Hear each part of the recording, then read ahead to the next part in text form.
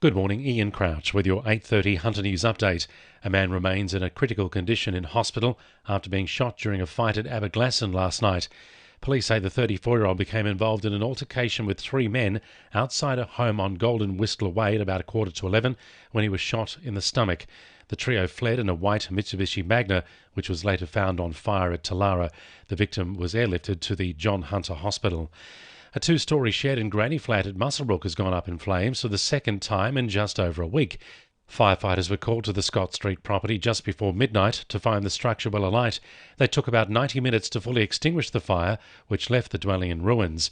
Crews were called to the same property in the early hours of March 1. The Gardens Greyhound track has been promised a share of $5.2 million for upgrade works to meet new safety standards. The new track design rules are being rolled out in the hopes of driving down injury and death rates in the sport and must be completed within 3 years. Coalition for the Protection of Greyhounds President Dennis Anderson says he hopes to see big changes at the Birmingham Gardens track. We would like to see the Gardens track be modified to meet the standards laid down by the University of Technology Sydney, and that is that the track should be straight, the number of dogs in the race should be reduced from 8 down to 6, and the lure should be repositioned from the inside rail to the centre of the track.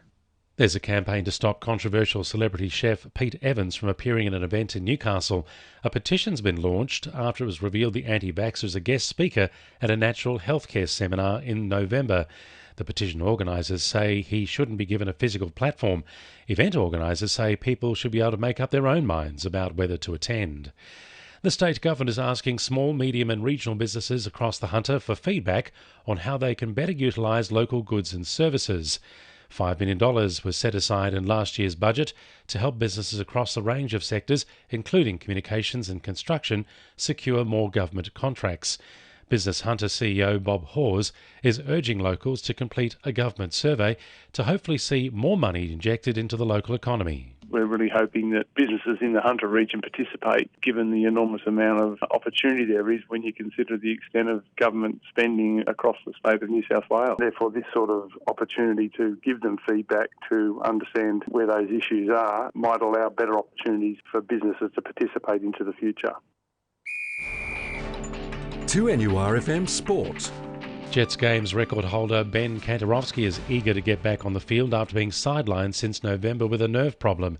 The 29-year-old is close to making a return and says he'll be ready whenever he's called into the team. It wasn't even a question in my mind. It was more of a fact that, how quickly can I get back and making sure that sort of the injury stays away. How soon, how quick can I get fit? And I just want to be out there and help the boys. Meanwhile, coach Craig Dean says he's keen to develop left-back Connor O'Toole after the 23-year-old re-signed with the club for a further 2 seasons. Former Knights coach Michael Hagan says Mitchell Pearce can prove his doubters wrong this season without the added pressure of the captaincy. Hagan believes Pearce has been unfairly treated since his arrival at the club and says the halfback can now take his game to the next level. And Jets W League coach Ash Wilson says the club's 4-0 win over Perth on Monday could be the start of a late season surge. The club is out of finals contention but can reach as high as 6th if results go their way. And the winning numbers in Oz Lotto are 38, 17, 21, 14, 11, 9 and 13, and the supplementaries are 10 and 37. And now you're up to date with the latest 2NURFM Hunter News.